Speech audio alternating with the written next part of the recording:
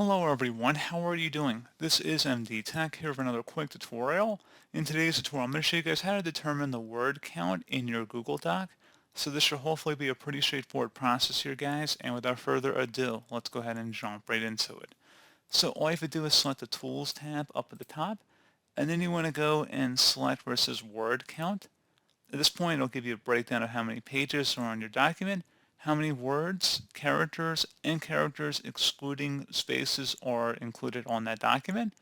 And you can also display word count while typing by check marking that box in there and selecting OK. And then at this point, a little word box will appear down at the bottom left corner. So kind of a neat feature there if you want to have that display. Otherwise, you can select hide word count if you get tired of looking at that after a while. So pretty straightforward process, guys. Do hope I was able to help you out, and I do look forward to catching you all in the next tutorial. Goodbye.